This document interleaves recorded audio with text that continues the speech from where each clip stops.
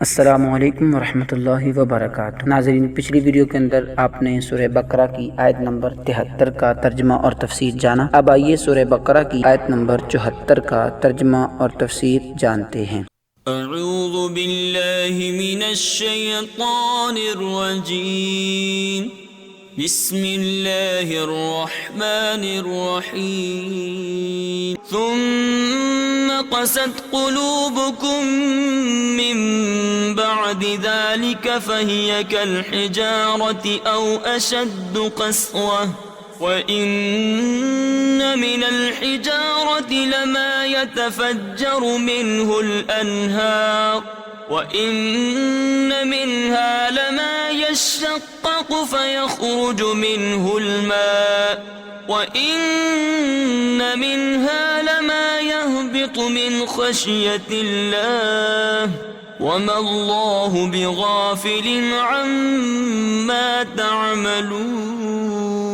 ترجمہ کنز الایمان۔ پھر اس کے بعد تمہارے دل سخت ہو گئے تو وہ پتھروں کی مثل ہیں، بلکہ ان سے بھی زیادہ کرے سخت۔ اور پتھروں میں تو کچھ وہ ہیں جن سے ندیاں بہہ نکلتی ہیں، اور کچھ وہ ہیں جو پھٹ جاتے ہیں تو ان سے پانی نکلتا ہے، اور کچھ وہ ہیں کہ اللہ کے ڈر سے گر پڑتے ہیں، اور اللہ تمہارے کوتکوں یعنی برے کاموں سے بے خبر نہیں۔ ترجمہ کنز العرفان۔ پھر اس کے بعد تمہارے دل سخت ہو گئے تو وہ پتھروں کی طرح ہیں، بلکہ ان سے بھی زیادہ سخت ہیں۔ اور پتھروں میں تو کچھ وہ ہیں جن سے ندیاں بہ نکلتی ہیں، اور کچھ وہ ہیں کہ جب پھٹ جاتے ہیں تو ان سے پانی نکلتا ہے، اور کچھ وہ ہیں جو اللہ کے ڈر سے گر پڑتے ہیں، اور اللہ تمہارے اعمال سے ہرگز بے خبر نہیں۔ تفسیر صراط الجنان۔ ثم قست قلوبکم، پھر تمہارے دل سخت ہو گئے۔ اس آیت کی ایک تفسیر یہ ہے کہ حضور پر نور صلی اللہ تعالی علیہ وآلہ وسلم کے زمانے میں موجود یہودیوں کو مخاطب کر کے فرمایا گیا کہ اپنے آباء و اجداد کے عبرت انگیز واقعات سننے کے بعد تمہارے دل حق بات کو قبول کرنے کے معاملے میں سخت ہو گئے، اور وہ شدت و سختی میں پتھروں کی طرح ہیں، بلکہ ان سے بھی زیادہ سخت ہیں، کیونکہ پتھر بھی اثر قبول کرتے ہیں کہ کچھ پتھروں سے ندیاں بہ نکلتی ہیں، اور کچھ ایسے ہیں کہ جب پھٹ جاتے ہیں تو ان سے پانی نکلتا ہے، اور کچھ وہ ہیں جو اللہ تعالیٰ کے ڈر سے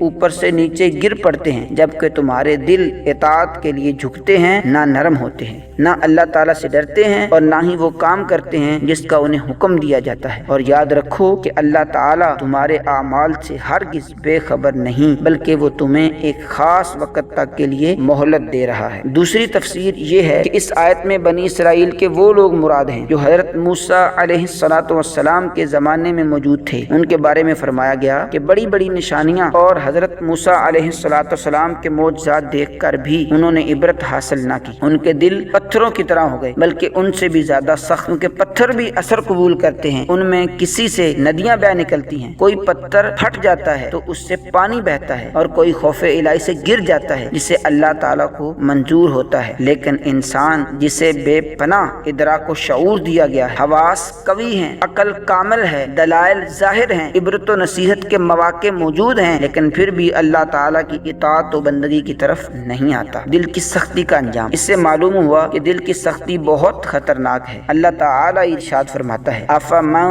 شرح اللہ صدرہ للاسلام فهو على نور من ربه فويل للقاسية قلوبهم من ذكر الله أولئك في ضلال مبين۔ ترجمہ کنز العرفان۔ تو کیا وہ جس کا سینہ اللہ نے اسلام کے لیے کھول دیا تو وہ اپنے رب کی طرف سے نور پر ہے، اس جیسا ہو جائے گا؟ جو سنگ دل ہے تو خرابی ہے ان کے لیے جن کے دل اللہ کے ذکر کی طرف سے سخت ہو گئے ہیں، وہ کھلی گمراہی میں ہیں۔ حضرت عبداللہ ابن عمر رضی اللہ تعالیٰ عنہما سے روایت ہے، حضور اقدس صلی اللہ تعالیٰ علیہ وآلہ وسلم نے ارشاد فرمایا، اللہ تعالیٰ کے ذکر کے علاوہ زیادہ کلام نہ کیا کرو، کیونکہ اللہ تعالیٰ کے ذکر کے علاوہ کلام کی کثرت دل کو سخت کر دیتی ہے، اور لوگوں میں اللہ تعالیٰ سے سب سے زیادہ دور وہ شخص ہوتا ہے جس کا دل سخت ہوتا ہے۔ دل کی سختی سے متعلق مزید کلام سورہ حدید کی آیت نمبر 16 اور 17 کے تحت